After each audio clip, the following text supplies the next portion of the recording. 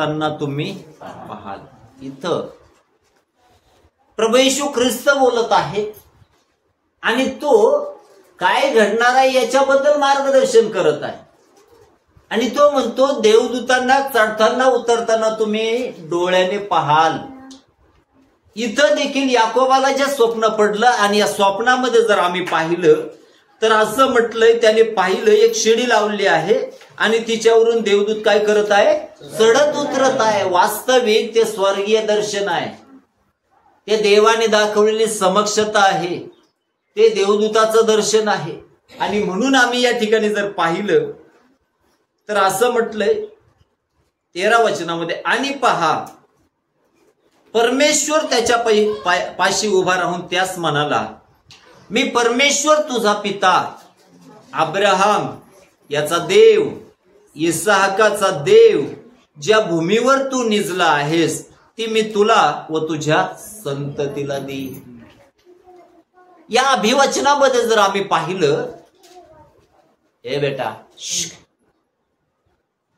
या अभिवचनामध्ये जर आम्ही पाहिलं तर देवाच्या वचनामध्ये तो परमेश्वर याकोबाचा आजा अब्राहम याला दिलेल्या अभिवचनाची आठवण करून देत आहे. इसहाक जो याकोबाचा बाप, त्याला दिलेल्या अभिवचनाची आठवण करून देत आहे. आणि तो त्या ठिकाणी त्याच्याशी उभा राहून काय बोलत आहे की मी तुझा पिता अब्राहम याचा देव, अब्राहम याचा देव, इसहाकाचा देव आहे, ज्या भूमीवर तू निजलास ती मी तुला व तुझ्या संततीला देईन. बघा, याकोबाचं जीवन आम्ही बघितलं, याकोबाचं चरित्रही मागच्या आठवड्यामध्ये आम्ही बघितलं. याकोब या नावाचा अर्थ आहे फसवणारा. याकोब या नावाचा अर्थ आहे युक्तीने हिरावून घेणारा, लुबाडून घेणारा. परंतु तरी देखील देव या याकोबाला भेटला. देव कोणाला भेटला? अनेकदा ज्यावेळेस आमची धार्मिकता अधिक वाढली जाते त्यावेळेस आम्ही पाप्यांकडे पाहण्याचा दृष्टिकोन आमचा बदलून जातो. पाप्याकडे पाहण्याचा दृष्टिकोन आमचा काय होतो? बदलून जातो. आणि म्हणून ज्यावेळेस प्रभू येशू ख्रिस्त पापी लोकांबरोबर बसायचा, उठायचा, जेवण करायचा, इतरांना त्रास व्हायचा आणि ते म्हणायचे हा पापी लोकांबरोबर काय करतो? बसतो, उठतो, जेवण करतो. आपली मानवी दृष्टी आहे आणि म्हणून त्या दृष्टीतून आम्ही इतरांना पाहतो. बरोबर आहे ना? परंतु देवाची दृष्टी, ज्या दृष्टीमध्ये प्रीती आहे, ज्या दृष्टीमध्ये काय आहे? प्रीती आहे. जो परमेश्वर ज्याच्या आगापे प्रीतीमुळे आमच्यावर दया झाली आणि आम्ही पापी असताना देखील आम्ही तारणामध्ये आलो. बरोबर आहे ना? मग आमच्यामध्ये एवढं पाप होतं तरी देखील त्याने आमच्या पापाकडे न पाहता आमच्यावर काय केलं? प्रेम केलं. तसं इथं याकोबाचं जीवन आम्ही मागच्या आठवड्यामध्ये पाहिलं. याकोबामध्ये एवढ्याही चुका आहे तरीही परमेश्वराने त्याला सोडलेलं नाही. आणि म्हणून देव ह्या अपेक्षितो पाप्याने पश्चाताप करून देवाकडे काय करावं? फिरावं, त्याने वळावं. मनुष्याचा नाश व्हावा याच्यामध्ये देवाला आनंद नाही. आणि म्हणून तो कोणाला प्रगट झाला? याकोबाला. बघा बरं, जितकेही जास्त दर्शन आहेत कोणत्या लोकांना झाले? बाकीच्या चांगल्या नाही झाले. थोमा म्हटला मी विश्वास ठेवणार. देव म्हटला हे बघा, त्याला प्रगट झाला ना. पुन्हा आपण पाहतो शौल दिमिश्कच्या मार्गाला चालला आणि तो शौल करीनच्या पुस्तकामध्ये लिहितो सर्वात मोठा पापी मी. त्या पाप्याला देखील देव त्या मार्गामध्ये काय झाला? प्रगट झाला. बरोबर आहे ना? परंतु जिथं जिथं देव पापी लोकांना भेटला ना त्यांचे जीवन त्याने परावर्तित केले. हालेलुया. म्हणून आमच्याही जीवनामध्ये आम्ही ही अपेक्षा बाळगायला पाहिजे, प्रभू तुला मला पाहायचं आहे, तुझी मला काय घ्यायची आहे? भेट घ्यायची आहे. एक भेट मनुष्याचं जीवन काय करते? परावर्तित करते. आणि म्हणून आम्हाला ख्रिस्त भेटणं गरजेचं आहे. कोण भेटणं गरजेचं आहे? ख्रिस्त. आणि मग त्याच्यामुळे आम्हाला त्याची ओळख देखील असायला पाहिजे बरं का. अनेकदा ख्रिस्त येतो परंतु आम्हाला ओळख नसते. फारोच्या जीवनामध्ये एवढे चमत्कार केले, एवढे चमत्कार पाहण्याचा त्याला अनुग्रह देवाने दिला, परंतु तरीही त्याचं मन काय झालं, कठीण झालं. त्याला जिवंत देवाला ओळखता आलं का? नाही ओळखता आलं. ज्यावेळेस पेत्र मासे धरायला गेला आणि रात्रभर त्याने प्रयत्न केले, त्याला मासा काहीच भेटलं नाही. अशा समयामध्ये प्रभू येशू तिथं आला आणि ज्यावेळेस आम्ही पाहतो त्याने जाळं टाकायला सांगितलं. ज्यावेळेस ते जाळं माशांनी भरून गेलं त्यावेळेस पेत्राला समजलं तो कोण आहे, प्रभू आहे. का बरं अशी वेळ लागली? अनेकदा आम्ही दैहिक नेत्रांनी ज्यावेळेस त्याला शोधायचा प्रयत्न करतो कदाचित तो आम्हाला दिसणार नाही, परंतु ज्यावेळेस आम्ही आत्म्याने, काय म्हटलंय, आत्म्याने आणि मनापासून त्याला शोधण्याचा प्रयत्न करतो ना, त्यावेळेस भलेही तो गर्दीमध्ये असू द्या तो तुमच्या जवळ येईल. आणि जसं जक्कायाला म्हटलं ना, जक्काया त्वरा करून खाली उतर, मला आज तुझ्या घरी उतरायचं आहे, तुमच्याही घरी तो आल्या वाचून राहिला. हालेलुया. आणि म्हणून आमच्या अंतःकरणाची इच्छा तीव्र असायला पाहिजे. हे प्रभू मला तुला काय करायचं आहे, पाहायचं आहे. बरोबर आहे ना? अम्माऊस गावाच्या रस्त्याने 2 शिष्य चालले आणि चालले असताना प्रभू येशू त्यांच्यामध्ये अवतरित झाला. तो त्यांच्या बरोबर त्याच गोष्टीबद्दल चर्चा करीत होता, परंतु त्यांनी त्याला ओळखलं का? परंतु ज्यावेळेस भाकर मोडली गेली त्यावेळेस त्यांना काय समजलं, तो कोण आहे, परंतु प्रभू त्यांच्यामधून तेवढ्यात निघून गेला होता. बरोबर आहे ना? अनेकदा आमच्या जीवनामध्ये असंच होऊन जातं, ज्यावेळेस आम्हाला वेळेमध्ये प्रभूची भेट व्हायला पाहिजे, परंतु अनेकदा तो आमच्या जवळ असूनही आम्हाला त्याला काय करता येत नाही, ओळखता येत नाही. आणि अधिक खेदाची गोष्ट ही, यहुदाचं जीवन जर आम्ही पाहिलं, त्याला त्या जिवंत परमेश्वराच्या सहवासामध्ये राहण्याचा संधी मिळाली. तो त्याच्याबरोबर राहिला, तो फिरला, त्याने सेवा केली, परंतु त्याला त्या जिवंत देवाला काही ओळखता आलं नाही. तसं आमच्या जीवनामध्ये आम्ही त्या परमेश्वराला ओळखणारं बनणं गरजेचं आहे. इथं याकोबाच्या जीवनामध्ये आम्ही पाहतो, याकोब पापी होता, परंतु देवाने त्याला सोडलं नाही. तसंच आम्हाला देखील तो काय अभिवचन देतो माहितीये का? मी तुला कधीही सोडणार नाही, मी तुला कधीही टाकणार नाही. आणि म्हणून जगाने आम्हाला सोडू द्या, नातेवाईकाने आम्हाला सोडू द्या, परंतु देव आम्हाला कधी सोडत किंवा टाकत नाही. त्याची प्रीती कधीही कमी होत नाही. आणि म्हणून आम्ही देखील देवावर तेवढं प्रेम करणं गरजेचं आहे. पुढे जर वाचलं तर तो त्या ठिकाणी परमेश्वर याकोबाबरोबर बोलत आहे. कोणाबरोबर? तसं आमची ही इच्छा असावी, काय, आमेन, देवाने कोणाबरोबर बोलावं? आमच्या बरोबर बोलावं. बरोबर आहे ना? देवाने कोणाबरोबर बोलावं? आता रात्रंदिवस जर तुम्ही टीव्ही पुढेच बसले तर त्याला काही बोलायला वेळ नाही मिळणार. आणि टीव्हीचा आवाज जर जास्त असला तर तो तुमच्या कानावर आधीच पडला असेल, तुमच्या अंतःकरणापर्यंत देवाचा आवाज पोहोचणं कठीण आहे. परंतु ज्यावेळेस आपण एकांतामध्ये असतो त्यावेळेस नक्कीच तो परमेश्वर आमच्या रोजच्या कार्यक्रमामध्ये तो आमच्याशी बोलल्या वाचून राहत नाही. आणि म्हणून आमच्या जीवनामध्ये जसं तो याकोबाबरोबर बोलला तसं त्याने आमच्याशी काय करावं? संभाषण करावं. मग ज्यावेळेस तो बोलतो भविष्यातल्या गोष्टी आम्हाला सांगतो, आमच्या जीवनात काय होईल हे आम्हाला सांगतो. तो म्हणतो का नाही, फिलिपा उठ आणि आपशी शंडाचा रथ काय कर, गाठ, म्हणतो ना. तो एलियाला म्हणतो का नाही, आता या ओळाचं पाणी आटलंय, आता त्या विधवेकडे जा, मी तिथं तुझी काळजी घेण्याची जबाबदारी तिच्यावर सोपवली आहे. बरोबर आहे ना? ज्यावेळेस आम्ही पाहतो प्रेषित पौल सेवा कार्य करत असताना, चाललेला असताना तो म्हणतो, पौला उगा राहू नको, बोलत राहा, मी तुझ्या बरोबर आहे. आणि त्या बोलण्याद्वारे त्या पौलाला ऊर्जा मिळते आणि तो पौल आपलं बोलणं थांबवत नाही, अख्ख्या जगामध्ये शुभवर्तमान गाजवतो, कारण तो देव त्याच्या बरोबर बोलतो, मी तुझ्या बरोबर आहे. हालेलुया. तसं त्या देवाने आपल्याशी बोलावं ही आमची काय असायला पाहिजे? उत्कट इच्छा असायला पाहिजे. आणि ज्या वेळेस मनापासून आपण अपेक्षा करतो ना, फक्त जक्कायाला येशूला पाहायचं होतं बरं का, कोण आहे तो, परंतु जक्कायाला येऊन प्रभू काय म्हटला, जक्काया त्वरा करून खाली उतर. देव त्याच्याशी बोलला आणि त्याचं जीवन बदललं गेलं. बरोबर आहे ना? तो मोशे बरोबर बोलला तो. त्याच्यानंतर आम्ही पाहतो तो इर्मायाबरोबर बोलला, तो अनेकांबरोबर बोलण्याचे अगणित संदर्भ आम्हाला दिसतात. तो आदम हव्वेशी बोलला, आदमा तू कुठे आहेस. अनेकदा तो बोलतो बरं का, परंतु आपल्याला समजतच नाही आपण कुठे आहे. हा, बरोबर आहे ना. आम्हाला समजणं गरजेचं आहे. नेहमी आमच्या आध्यात्मिक जीवनाची आम्ही पडताळणी करावी, आम्ही कुठे आहे. हालेलुया. खाली जर वाचलं तर त्यावेळेस त्याने अभिवचनाची आठवण करून दिली. काय अभिवचन होतं अब्रामाला? तुझी संतती संख्येने पृथ्वीच्या रजा इतकी होईल. पूर्व पश्चिम उत्तर व दक्षिण अशा चारही दिशास तुझा विस्तार होईल आणि तुझ्या व तुझ्या संततीच्या द्वारे पृथ्वीवरील सर्व कुळे आशीर्वादित होईल. अरे याचं तर अजून लग्नही नाही. लग्न आहे का? त्याच्या आधीच सांगून टाकलंय त्याला. काय? तुझी संतती पृथ्वीच्या रजा इतकी होईल. आमेन. हालेलुया. तुझी संतती पृथ्वीच्या रजा इतकी होईल.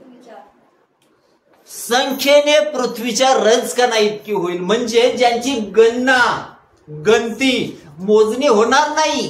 हे अभिवचन त्याला लग्न झालेलं नसताना मिळालंय.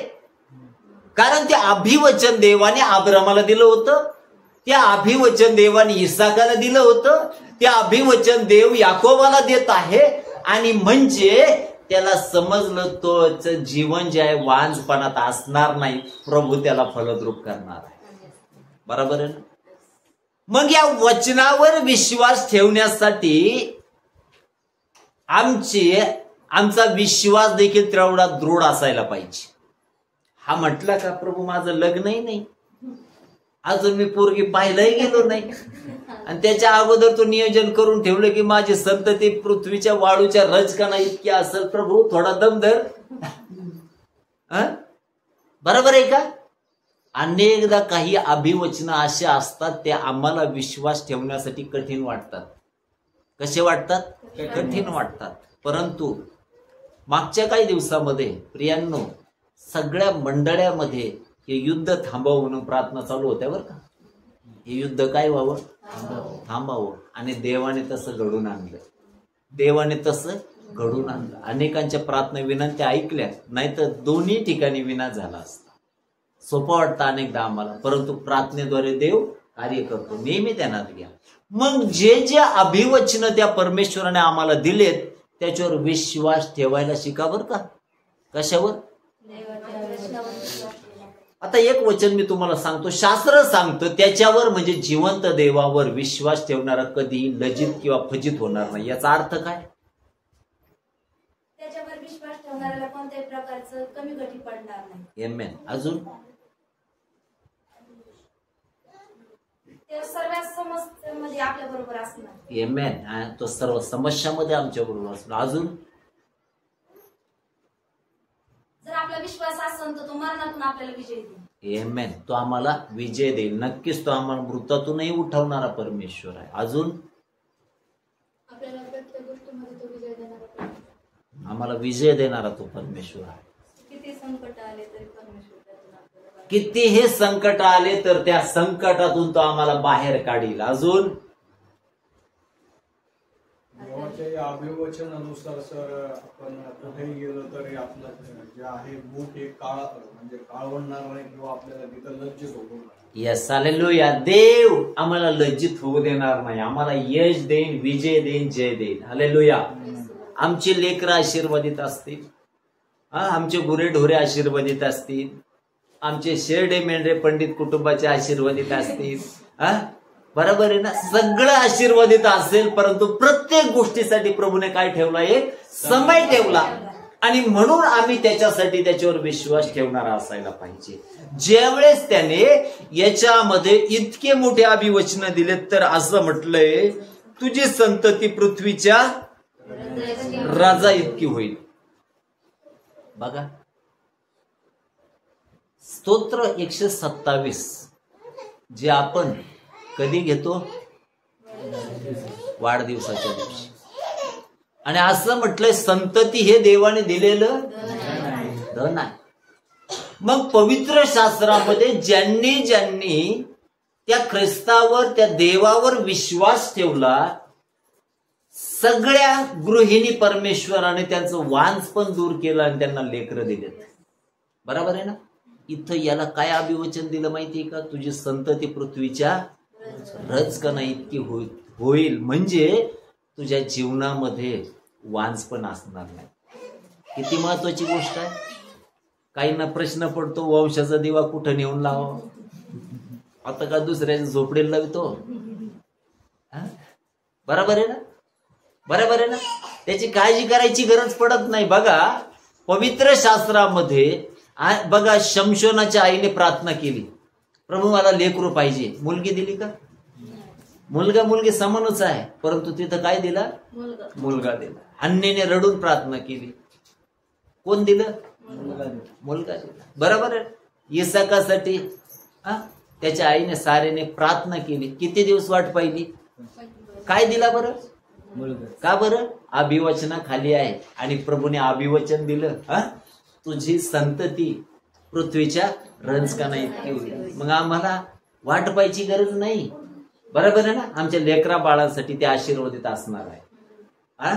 म्हणून आम्ही अभिवचनामध्ये राहणं गरजेचं आहे. दुसरी गोष्ट जर पाहिली तर असं म्हटलंय, पूर्व पश्चिम उत्तर दक्षिण अशा चारही दिशास तुझा विस्तार होईल. पूर्व पश्चिम उत्तर आणि दक्षिण. इकडे गेलो ब्रदर आपण ऑलरेडी. कुठं गेलो? इकडे बघा काही होत. इकडे जावं लागणार. आता इकडे रो हाऊसिंग झालं, लाईनच घेऊन टाकायची का सगळ्या मंडळीसाठी?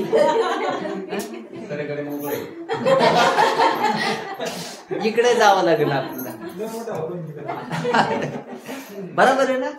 कोण करतं माहितीये का? प्रभू करण्यासाठी सक्षम आहे. प्रभू करण्यासाठी काय आहे?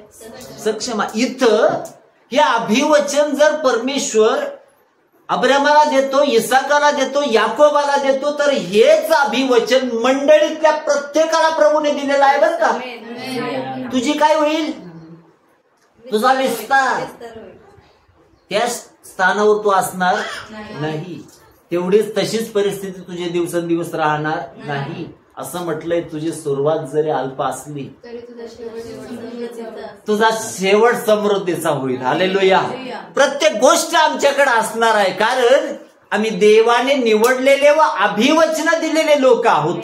आणि म्हणून फक्त त्या अभिवचनाच्या परिपूर्तीसाठी आम्हाला त्याच्यावर विसंबून राहायचं. मग ज्यावेळेस आमचा वेळ येतो ना, त्यावेळेस मी तुम्हाला सांगतो, आमच्यासाठी प्रभू कसेही मार्ग मोकळे करतो. बरं का? आमेन म्हणा.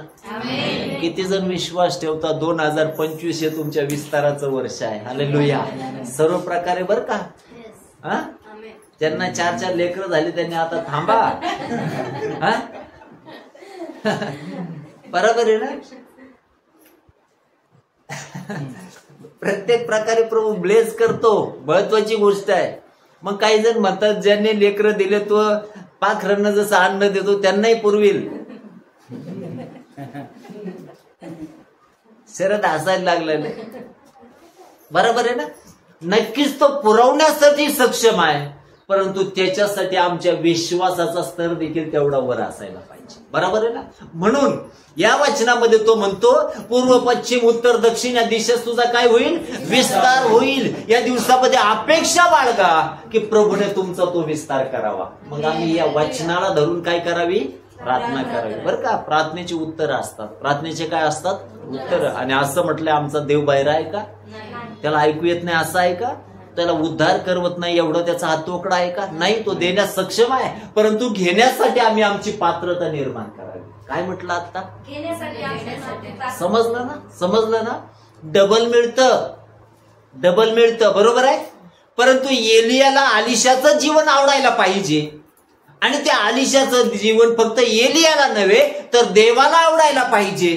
ज्यावेळेस एलियालाच नव्हे तर देवालाही आलिशाचं जीवन आवडेल ना, तो एकपट अभिषेक देणार नाही, तो डबल पोर्शन देण्यासाठी समर्थ आहे. हालेलुया. म्हणून आम्ही उत्तम ते देवासाठी करा, तो उत्तम ते आमच्यासाठी केल्या वाचून राहणार नाही. हालेलुया. आणि म्हणून धार्मिकतेमध्ये चालत असताना कष्ट येतील, संकट येतील, कसोट्या येतील. अनेक जण त्या कसोट्यामध्ये टिकणं कठीण होऊन जातं. त्याच्यासाठी देखील देवाची काय लागते? कृपा लागते. परंतु ज्यावेळेस आम्ही योबाप्रमाणे त्याच्यामध्ये टिकतो ना, देव म्हणतो आता योबा तू एकपट घेण्याच्या पात्रतेचा नाही, मी तुला डबल देऊ इच्छितो. तो त्याला डबल देऊन टाकतो. हालेलुया.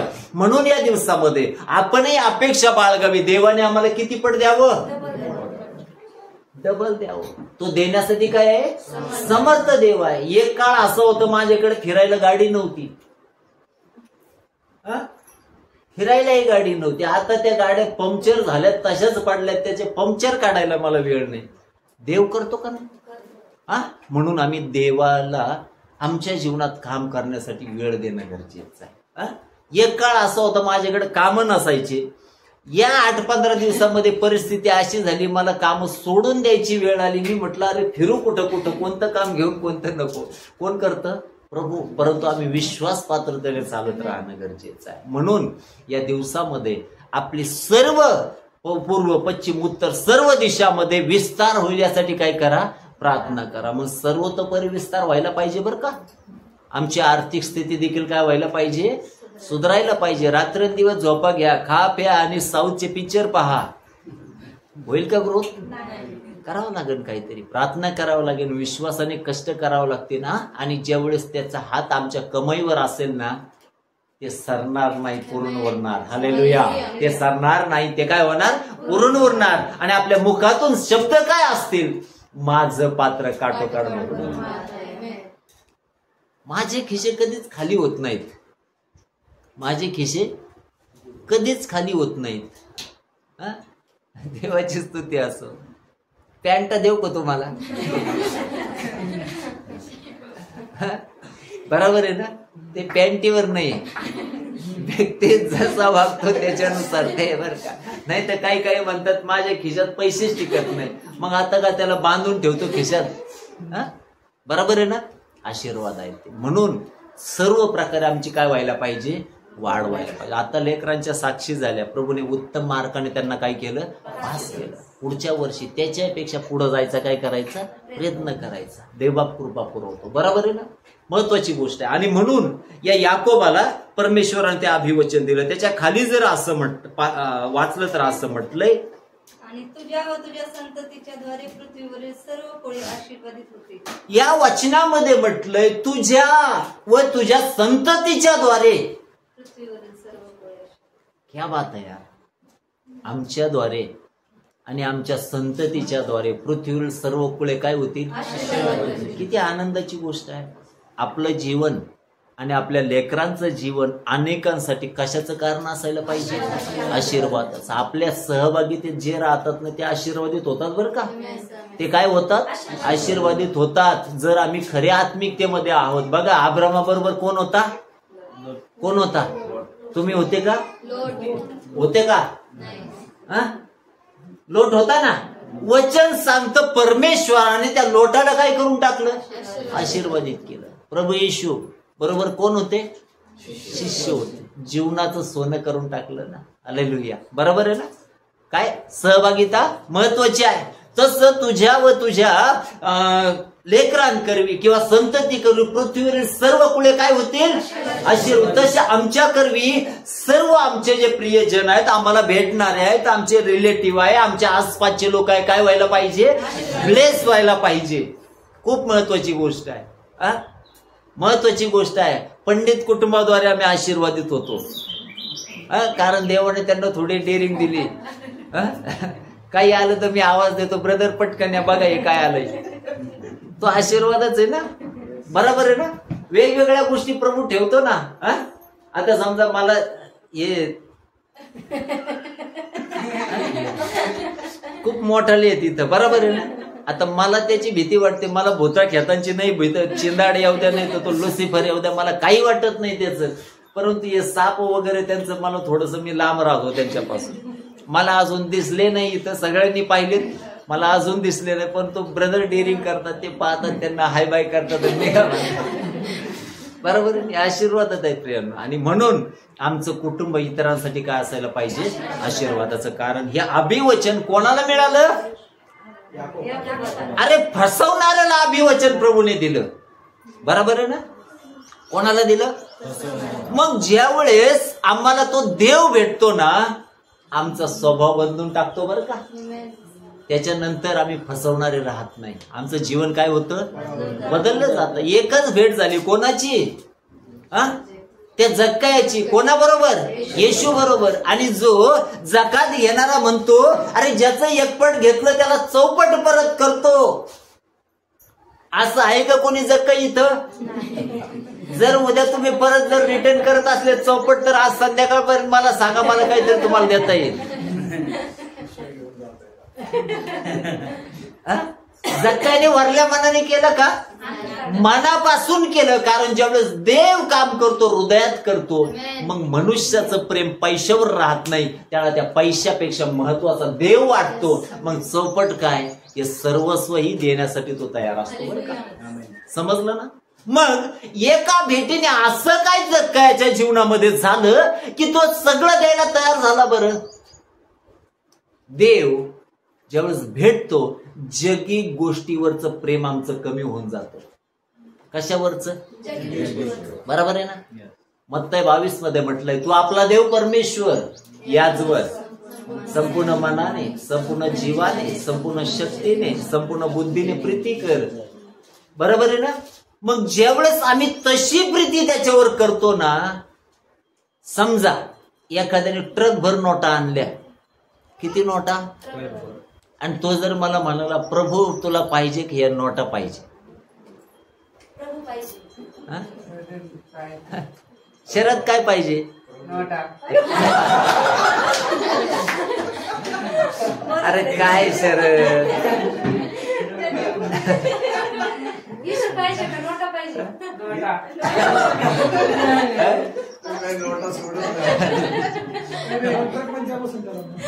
विचार करा. ट्रक भर नोटा आणल्या, एकीकडे कोण आहे? प्रभू आहे. परंतु एक उदाहरण देईन मी तुम्हाला. पवित्र शास्त्रामध्ये कुठलीही गोष्ट संदर्भाविना नाही. इब्री लोकासपत्र अध्याय 11 आणि 12 वचन. 12 काढू, सुंदर वचन आहे. इब्री लोकासपत्र अध्याय 11. हे अभिवचन ध्यानात ठेवत चला, खूप महत्वाचे आहे. इब्री लोकासपत्र अध्याय 11.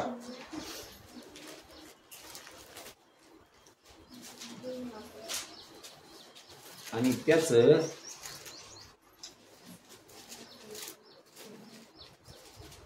24 वचन, 23-24. मोशे जन्मल्यावर त्याच्या आई बापांनी विश्वासाने त्याला 3 महिने लपवून ठेवले, कारण ते मूल सुंदर आहे असे त्यांनी पाहिले व त्यांना राजाच्या आज्ञेचे भय वाटले नाही. मोशे प्रौढ झाल्यावर त्याने आपणास फारोच्या कन्येचा पुत्र म्हणविण्याचे विश्वासाने नाकारले. पापाचे क्षणिक सुख भोगणे यापेक्षा देवाच्या लोकांबरोबर दुःख सोसणे हे त्याने पसंत करून घेतले. अरे अख्खं राजपद सोडून दिलंय. काय सोडून दिलं? अख्खं मिसरचं राजपद त्याच्या समोर होतं बरं का. बरोबर आहे ना? एका क्षणात सोडून दिलं. कारण त्या मोशेची त्या परमेश्वरावर स्वतःही पेक्षा अधिक काय होती? प्रीती होती. बरोबर आहे ना? आणि त्याचा परिणाम हा झाला, देवाने त्याला काय केलं? आशीर्वादित केलं. म्हणून एखाद्याने माझ्यासाठी ट्रक भर नोटा आणल्या काय, मला त्याचं काही वाटत नाही. किंवा एखादी, मला वाटतं रेल्वेची मालगाडी माहिती आहे ना, तिला इकडे रोल टाकून जर इकडे आणली तरी मला त्याचं काही वाटत नाही. कारण आमच्या गरजा आमचा परमेश्वर पुरवण्यासाठी भक्कम आहे, समर्थ आहे. हालेलुया. म्हणून आमच्या जीवनासाठी आमचं प्रेम पैशावर असता कामा नये, तर आमचं प्रेम कोणावर असायला पाहिजे? देवावर. आणि वचन सांगतं, कोणीही 2 धन्याची नाही तर तो काय करणार? एकाचा द्वेष करणं, दुसऱ्यावर प्रेम करील. परंतु आमचं प्रेम जगी गोष्टीवर असता कामा नये, तर आमचं प्रेम कोणावर असावं? देवावर. मोशेने हे सिद्ध केलं. मला राजवाड्यामध्ये ते पद माझ्यासाठी महत्वाचं नाही, तर मला कोण महत्वाचं आहे? प्रभू महत्वाचा आहे. आणि म्हणून आम्ही पाहतो आमचंही प्रेम कोणावर असावं. आणि जेव्हा देव भेटतो, जगातल्या गोष्टीवरचं आमचं प्रेम काय होतं? कमी होऊन जातं बरं का. आम्हाला काय वाटत नाही त्याला जगी गोष्टीचं. आम्ही असं म्हटलं, इब्री लोकांच्या पत्रामध्येच म्हटलंय, वरील गोष्टीकडे लक्ष लावा. कुठल्या गोष्टीकडे? वरील. हालेलुया. वरील गोष्टीकडे, ज्या परमेश्वराकडच्या आहे त्या गोष्टीकडे काय लावा? लक्ष लावा. जेव्हा आमचं लक्ष त्याच्याकडे असेल ना, त्यावेळेस तो आमचा यहोवा यिरे असेल आणि आमची प्रत्येक गरज पूर्ण करण्याची क्षमता त्याच्या ठाई असेल. आणि म्हणून या वचनामध्ये आम्ही पाहतो, म्हणून त्या जक्काईने आपलं सर्वस्व देण्यासाठी मागे पुढे पाहिलं नाही. तसं आमचंही प्रेम कोणावर असायला पाहिजे? त्या देवावर. अब्राहामाने सिद्ध केलं का नाही? केलं का नाही? आता आम्हीही आमच्या जीवनामध्ये त्याच्यावरची प्रीती सिद्ध करणारा असायला पाहिजे. आता वैशूने सांगितलं, मायवर आहे ना आज, तिचे लेकरं तिला म्हटले का नाही माहिती नाही. धन्यवाद माता. आठवण असायला नको का लेकरांना? आईबापांच्या वाढदिवसाची, अॅनिव्हर्सरीची काहीतरी आठवण असायला पाहिजे. बरोबर आहे ना? उगा खेपा टाकण्यात मजा आहे का? प्रीती, आमची प्रीती आम्ही काय करायला पाहिजे?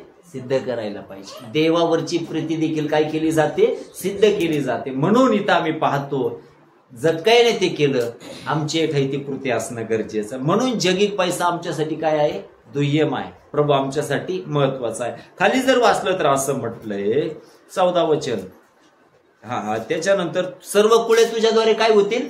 आशीर्वाद. बघा आता ज्यावेळेस या याकोबाचं जीवन प्रभूने पुढे काय केलं? बदललं. आज एका राष्ट्राला कोणाचं नाव आहे? याकोबाचं. इस्रायल नाव त्याचं ठेवलं. बरोबर आहे ना? आणि इस्रायल नावाचं आज काय आहे? राष्ट्र आहे. काय आहे? राष्ट्र आहे. इतक्या मोठ्या प्रमाणामध्ये देवाने त्याची काय केली? स्थापना केली. तसं देव आम्हाला वरिष्ठ स्तरावर घेऊन जाणारा परमेश्वर आहे. खाली जर वाचलं तर असं पहा, पुन्हा म्हटलंय 15 वचन, पहा मी किती मोठी गोष्ट आहे. किती वेळेस त्याने सांगावं बरं तो आमच्या बरोबर आहे. पालक लोक नेहमी आठवण करून देतात, ब्रदर काळजी करू नका, तर देव तुमच्या. त्या आता तो ब्रदरचा आंधळा त्याला दिसना. 50 वेळेस सांगून येतो, त्याला सांगितलं तरी त्याला 50 वेळेस सांगून नाही. मग माझ्या जीवनात हे का? अरे आंधळ्या, इतके दिवस तू काय ऐकलं? इतके दिवस तू काय पाहिलं? इतके दिवस तुझं कान कुठं होते? तुझं मन कुठं होतं? बरोबर आहे ना? आणि म्हणून जेव्हा आम्ही वचनाकडे लक्ष लावतो तेव्हा आमचं काय होऊन जातं? कल्याण होऊन जातं. आम्हाला स्वतःला खात्री असायला पाहिजे, कोण माझ्या बरोबर आहे? देव. बरोबर आहे ना? 2 संदर्भ, आलिशा आणि त्याचा सेवक, दोघांना वेढा घातला सैन्याने. आणि आलिशा अजिबात घाबरला नाही. सेनेची भीती वाटली नाही त्याला. का बरं? त्याला काय वाटलं? देव. अरे मग येऊ दे ना संकट, येऊ दे ना आजारपण, तो आम्हाला नष्ट करेल का? अरे मृतांना सजीव करणारा जर देव तुमच्या बरोबर आहे ना, तर सर्व आजार बरं करण्याची क्षमता त्याच्यामध्ये आहे. हालेलुया. मग त्या करवी आमचा विश्वास काय व्हायला पाहिजे? मुळावायला पाहिजे. आलिशाला माहित होतं तो देव बरोबर आहे, परंतु ज्यावेळेस त्या ठिकाणी त्याच्या बरोबरचा सेवक म्हणतो आता आपलं वाईट झालं, आता कठीण झालं, परंतु असं म्हटलंय आलिशाने त्याचे आत्मिक डोळे उघडले आणि तिथं त्याने पाहिलं मारणारे जेवढे आहे त्याच्यापेक्षा वाचवणारी सेना त्याच्या बरोबर अधिक आहे. हालेलुया. म्हणून आपण साधे लोक आहोत का? इब्री 1:14 मध्ये म्हटले परिचारक आत्मे आमच्या बरोबर असतात. परिचारक आत्मे म्हणजे कोण? देवदूत, मिनिस्ट्री ऑफ एंजल, देवदूतांचं सेवा कार्य. हग्गार जी अब्रामाची कोण होती? पत्नी होती. आणि ज्यावेळेस आम्ही पाहतो तिला सारेने हाकलून दिलं आणि त्या रानात जात असताना तिचा मुलगा मरण म्हणून ती हांबरडा फोडून रडत होती. तो टाहो परमेश्वराने ऐकला आणि स्वर्गदूत तिच्या मदतीला पाठवून दिला. बरोबर आहे ना? मग तो सोडतो का आम्हाला? सोडेल का तो? मरणाऱ्या इस्माईलला परमेश्वराने तिथं काय केलं? वाचवलं. बरोबर आहे ना? शद्रेक मेशक अबेदnego अग्नीच्या भट्टीत देवाच्या नावाखातर पडले आणि जगातले लोक त्यांच्याकडे पाहून हसत होते, परंतु त्यांच्या जीवनामध्ये एवढा मजबूत विश्वास होता. अग्नीमध्ये ते फिरत असताना चौथा त्यांच्यामध्ये उतरून आला. तो दुसरा तिसरा कोणी नव्हता, तर त्याचं स्वरूप देवाच्या पुत्रा समान होतं. ते ख्रिस्ताचं दर्शन आहे. त्याने तिथं येऊन त्यांना काय केलं? वाचवलं. तसं आमच्याही जीवनामध्ये ज्यावेळेस आम्ही विश्वास ठेवतो ना, तो कोणाबरोबर आहे? माझ्या बरोबर. त्यावेळेस देवाचे दूत येऊन आम्हाला काय करतात? सहाय्य करतात. बरोबर आहे ना? आणि म्हणून खाली जर वाचलं तर असं म्हटलंय, मी तुझ बरोबर आहे आणि तू जिकडे जाशील त्या सर्व ठिकाणी मी तुझे तो ही इज आवर प्रोटेक्टर. तो आमचं रक्षण करणारा देव आहे. तो आमचं रक्षण करणारा देव आहे. हालेलुया. उगाच म्हटलं का सेनाव का यहोवा, आणि हा पार गळून गेलाय म्हणता म्हणता. शरद सेनाव का यहोवा हमारे संग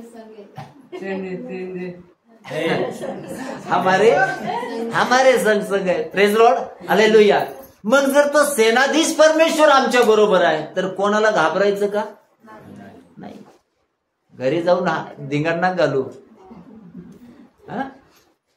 बरोबर आहे ना?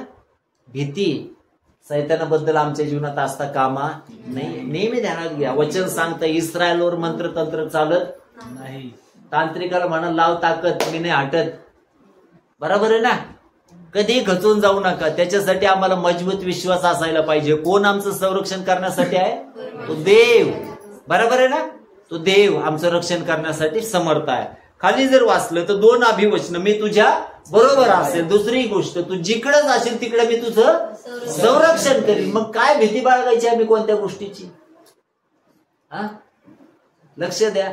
मागच्या काही दिवसामध्ये मी गाडी शिकत होतो आणि बनकर बदलच्या जीवनाबद्दल मी देवाला धन्यवाद देतो. त्यांनी डेअरिंग केली बाजूच्या सीटावर बसण्याची. बरोबर आहे ना? ते म्हटले जाऊ दे आता, पाळकच गाडी शिकवतो, जगलो तर जगलो. परंतु तरी देव काय करतो? आपलं संरक्षण करतो ना. देवाने त्यांची काळजी घेतली, माझी काय घेतली? काळजी घेतली. देव आमचं संरक्षण करणार आहे आणि म्हणून आमच्या काही विश्वास असायला पाहिजे. खाली जर वाचलं तर काय म्हटलंय? वाचा. जिकडे जिकडे जाशील तिकडे त्या सर्व ठिकाणी मी तुझे संरक्षण करेन आणि तुला या देशात परत आणीन. तुला सांगितले ते करीपर्यंत मी तुला अंतर देणार नाही. क्या बात आहे. मी तुला या देशात परत घेऊन येईन. मग भावालाही घाबरू नको. जरी तो तुला आता मारायला उठलाय ना, त्याचा ताबा मी घेईन. समजलं का? येसावाचा राग मी काय करीन? दूर करून टाकीन. देवासाठी कुठली गोष्ट अशक्य आहे का? देव आपल्यासाठी सर्व गोष्टी करणार आहे. त्याने पुन्हा अभिवचन दिलं, मी तुला काय करीन? पुन्हा परत या ठिकाणी आणीन, परत आणीन. बरोबर आहे ना? आता याच्या समोर प्रश्न हा होता, आई वडील म्हातारे होते आणि भाऊ त्याच्या विरोधात उठला होता. बरोबर आहे ना? विरोधात उठला होता, मारायसाठीच टापला होता. आता याला पळून जावं लागलं. कुठं? मामाच्या. अजून रस्त्यातच आहे तो, अजून मामाकडे पोहोचलाय नाही. त्याच्या आधीच प्रभूने सांगितलं, मी तुला परत आणीन. हालेलुया. तो अभिवचनाचा देव आहे. आमचा विश्वास त्याच्यावर असावा. आणि म्हणून खाली जर वाचलं तर असं म्हटलंय, मी तुला अंतर. बरोबर आहे ना? मुलीला ज्यावेळेस वाट लावलं जातं ना, त्यावेळेस तिकडच्या लोकांना इकडचे लोक सांगतात जीव लावावर का, काय करा जीव लावा. ते काय म्हणतात, मुलीसारखं सापडू, तिला अंतर देणार नाही आहे ना. तिथंच म्हणतात बरं का काही, कुठं म्हणतात तिथंच म्हणतात फक्त. हे काय यांच्या समाधानासाठी नाही, ते एखादा रागिष्ट बाप म्हशी नाही, निघ तू झालं एकटाच जा म्हणायला बसलाय ना, काय भरोसा आहे. बरोबर आहे ना? परंतु इथं प्रभू वरवरचं अभिवचन देत नाही, तर वचन सांगतो त्यांनी दिलेल्या अभिवचनाची तो परिपूर्ती करतो. तो काय म्हणतो, मी तुला अंतर देणार नाही. कोणी सपोर्ट केला बरं त्याला? नेहमी ध्यानात घ्या, ज्यावेळेस आमच्या समर्थनात देव राहतो ना, त्यावेळेस मग जगातले किती आमच्या बरोबर याच्यावर काही फरक पडत नाही. आणि म्हणून या विश्वासाने मी चालतो बरं का. मग मला काही फरक पडत नाही माझ्या बरोबर कोण आहे कोण नाही. मला माहित आहे माझा प्रभू माझ्या बरोबर. तुमच्याबद्दल काय? तुमच्याही ठाई विश्वास असायला पाहिजे, माझा प्रभू माझ्या बरोबर आहे. मग कोण बरोबर आहे किंवा नाही त्याने आपला काही फरक पडत नाही. खाली वाचलं तर असं म्हटलंय, मग याकोब झोपेतून जागा होऊन म्हणाला, खरोखर या ठिकाणी परमेश्वर आहे, पण मला कळले नव्हते. बघा, याकोब जागा झाला. आता तो स्वप्नात नाही, परंतु स्वप्नातून जागा झाल्यानंतरही त्याला ते सगळं आठवतंय बरं का. बरोबर आहे ना. आम्ही हे झोपेतून जागा होणं गरजेचं आहे. आमची झोप काय करायला पाहिजे? वचन सांगता, अरे निद्रिस्ता जागा हो, मेलेल्यातून उठ. म्हणजे ख्रिस्ताचा खरा प्रकाश तुझ्यावर प्रकाशेल. बरोबर आहे ना. म्हणून इथं म्हटलंय याकोब काय झाला? झोपेतून जागा झाला. आम्हीही जाग होणार असायला पाहिजे. आणि तिथं तो काय म्हणतो? तो म्हणतो खरोखर या ठिकाणी कोण आहे? बघा, याच्या अगोदर त्याचा बाप त्याला सांगत असेल, मला देव भेटला, अमुक झालं तमुक झालं. माझा बाप म्हणजे त्याचा आजा अब्राम मला मोरिया डोंगरावर घेऊन गेला, तिथं माझं अर्पण करणार. तेवढ्यामध्ये वरून आवाज आला आणि त्या ठिकाणी पप्पाने, अब्राम डेंजर होता, त्याने इसाकाला डायरेक्ट वेदीवर अर्पण केलं, जाळून टाकणार होता, कार्यक्रमच होता त्याचा. आणि म्हणून असं सगळं सांगितलं, परंतु याला अनुभव आहे का आतापर्यंत? नाही. परंतु आता याला स्वतःला अनुभव आला. जीवनामध्ये इतरांचे अनुभव किंवा साक्ष ऐकताना आपण ऐकतो, त्याच्याद्वारे नक्कीच आम्हाला ऊर्जा मिळते. परंतु ज्यावेळेस प्रभू आम्हाला स्वतः अनुभव देतो ना, तो आम्हाला विश्वासामध्ये मुळावतो. Hallelujah, hallelujah. आम्हाला विश्वासामध्ये काय करतो? मुळावतो. म्हणून आमचा व्यक्तिगत अनुभव काय आहे? अतिशय महत्वाचा आहे. आणि म्हणून इथं तो काय म्हणतो, हे ठिकाण कसं आहे? प्रत्यक्ष. तो म्हणाला खरोखर या ठिकाणी कोण आहे? परमेश्वर. त्याच्या समक्षतेची जाणीव त्याला झाली. बरोबर आहे ना. मग आमच्याही जीवनामध्ये त्याची समक्षतेची जाणीव आम्हाला होणं गरजेचं आहे. ज्यावेळेस आम्ही त्याला पाहू ना, त्यावेळेस आम्ही अविश्वासणारे राहणार नाही, तर काय होणार आहोत? विश्वास ठेवणारे बनणारे आहोत. आणि म्हणून खाली तो पुन्हा म्हणतो, मग याकोब पुढे म्हणतो, तो भयभीत होऊन म्हणाला, किती भयप्रद स्थळ आहे हे, प्रत्यक्ष देवाचे घर, स्वर्गाचे दार आहे. क्या बात. काय अनुभव त्या परमेश्वराने दिला. हे स्वतः कोणाचं घर? देवाचं घर, स्वर्गाचं दार आहे. किती महत्वाची गोष्ट आहे. आता बघा, हा याकोब अशा ठिकाणी आला जिथं देवाची समक्षता होती. त्याचा स्वभाव अगोदर वाईट आहे, त्याचा स्वभाव फसवणारा आहे. परंतु अशा फसवणाऱ्या व्यक्तीला त्या परमेश्वराने ज्यावेळेस देवाने दर्शन दिलं ना, त्याचं जीवन तिथं बदललं गेलं. आमच्याही जीवनामध्ये देवाचं दर्शन आमच्यासाठी काय आहे? अतिशय महत्वाचं आहे. आणि म्हणून तो काय म्हणतो? प्रत्यक्ष काय आहे? देवाचं घर. मग या देवाच्या घरामध्ये काय झालं? तर एका फसवणाऱ्या याकोबाला कोणाचं दर्शन झालं? देवाचं दर्शन झालं. या फसवणाऱ्या याकोबाला पुढच्या आशीर्वादाची अभिवचनं मिळाली. या फसवणाऱ्या याकोबाला काय मिळालं? आपल्या पिढीबद्दल शाश्वती मिळाली. या फसवणाऱ्या याकोबाला काय मिळालं माहितीये का? प्रभूने त्याला दाखवलं, मी तुझ्या बरोबर आहे. अभिवचनं मिळाली. या फसवणाऱ्या याकोबाला आम्ही पाहतो त्याचं नाव देखील काय झालं? नंतर बदललं गेलं ना. त्याचं नाव नंतर काय झालं? इस्रायल झालं. बरोबर आहे ना. इस्रायल झालं. आणि म्हणून आमच्याही जीवनामध्ये जेव्हा देव आम्हाला भेटतो, तो आमचं जीवन काय करतो? बदलून टाकतो. खाली जर वाचलं तर असं म्हटलंय, याकोब पहाटेच उठला आणि जो धोंडा त्याने उशास घेतला होता त्याचा त्याने स्मारक स्तंभ उभारून त्यास तेलाचा अभ्यंग केला. स्मारक स्तंभ उभारला. जे उशाला घेतलं होतं ना, स्मारक स्तंभ उभारला. पुढं म्हटलंय,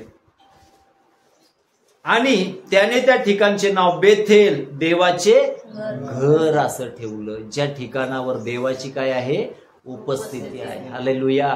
आमच्या शरीराला देखील आम्ही हेच नाव ठेवावं. हे काय आहे, बेथेल. अनेकांनी नाव ठेवलेत बरं का आपल्या लेकरांचे, काय बेथेल हे नावं ठेवलेत. वास्तविक करीन 3:16-17 मध्ये प्रेषित पौल काय लिहितो, तुम्ही देवाचे मंदिर आहात. तुमचं शरीर देवाचं काय आहे, मंदिर आहे. आणि या शरीरामध्ये देव काय करतो, वास करतो. हे देखील देवाची निर्मिती आहे. आणि या शरीरामध्ये कोण राहतो, स्वतः परमेश्वर राहतो. आणि म्हणून त्याने त्याचं नाव काय ठेवलं, बेथेल. पुढं म्हटलंय, पूर्वी त्या नगराचं नाव काय होतं, लूज असं होतं. आता बघा, याकोबाने असा नवस केला की देव माझबरोबर राहून ज्या वाटेने मी जात आहे तिथं माझे रक्षण करीन. मग मला खावयास अन्न व प्यावयास वस्त्र देईल आणि मी आपल्या पितृगृही सुखरूप परत येईल, तर परमेश्वर माझा देव होईल. अभिवचन दिलं बरं का. किती महत्वाची गोष्ट आहे. देव अभिवचनाचा पक्का येतो हे अगोदरच करणार होता. समजलं ना. पुढं जर वाचलं तर असं म्हटलंय, आणि मी आपल्या पितृगृही सुखरूप येईल, तर परमेश्वर माझा देव होईल. आणि हा जो दोंडा आम्ही स्मारक स्तंभ म्हणून उभा केला आहे, त्याचे देवाचे घर होईल. हालेलुया. एक पापी मनुष्य या प्रकारचा विचार करतो केव्हा, जेव्हा देव भेटतो तेव्हा. बदलला जातो का नाही. आणि म्हणून वचनामध्ये म्हटलंय, जुनं ते होऊन गेलाय, पहाते नवीन झालाय. मग लोकांनाही प्रश्न पडतो, अरे अगोदर हा असा होता, आता बदलला कसा. येशूने त्याला बदलला. हालेलुया. देवबाप सर्वांचे जीवन बदलो. खाली जर वाचलं तर असं म्हटलंय, आणि जे अवघे तू मला देशील त्याचा दशवंश मी तुला अवश्य अर्पण करील. बघा, अगोदर आपल्या बापाला फसवणारा, डाळीच्या वर्णासाठी आपल्या भावाचं ज्येष्ठपण विकत घेणारा, इतका डेंजर याकोब काय म्हणतो, मी तुला काय करीन, दशवंश. बरोबर आहे ना. देवाच्या भेटीनंतर ज्यावेळेस आम्ही ख्रिस्तामध्ये मुळावलं जातो ना, त्यावेळेस देवाचं कार्य काय हे आम्हाला समजतं. आणि ज्यावेळेस आम्ही पेरायला लागतो त्याचे आशीर्वाद आमच्या जीवनामध्ये येतात. आणि म्हणून